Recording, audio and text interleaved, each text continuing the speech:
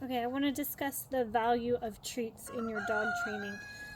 There's probably like three levels of value that your dog is going to interpret your treats. So, right now, while the litter is just 10 weeks old, I can easily train them with their puppy kibble, and they're all very, very responsive. They're happy to work for their food. Um, but as they get older, they're going to get a little more stubborn.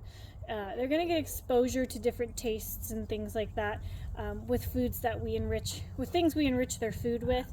And so they'll probably decide that, like, oh, my regular daily kibble is not that desirable right now, and I've got an opinion about it, so I'm not going to participate in training today. So at that point, you want to be ready with like a backup plan. Hot dogs are always a high value treat for most dogs. So if you have some of those just stocked in your freezer, you can cut them up in the tiniest little bite size. Usually is enough to get them to engage in the training. There's a couple other techniques I use. I've had personal experience with needing super high value, like even higher than a hot dog. A couple of instances, my dogs got a hold of some left behind deer trimmings that the hunters just left on the side of the road. They came back home with a deer leg and a hide, and they were very territorial over this. This was a high prized possession that they were guarding, and they're dogs, that's to be expected. So the last thing I was planning to do was to just assert myself as dominance and take it from them. There's a time and a place for that, but this was not it. I was not going to compete for their food.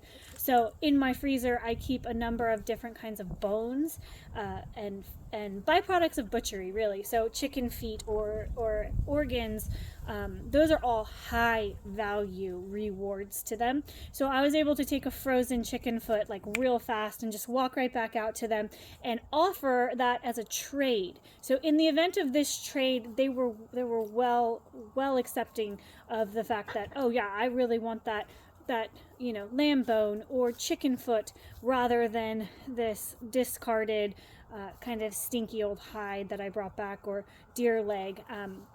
And they were able to trade for it, and at that point I could then take the collar and walk them away from the item that they were guarding. So that's another instance when you want a high value reward. Another place I use a super high value reward is in crate training. I'm crate training all of the puppies, and some of them are really fussy about it, and some of them are kind of like, meh, no big deal, I'll just sit here for 20 minutes.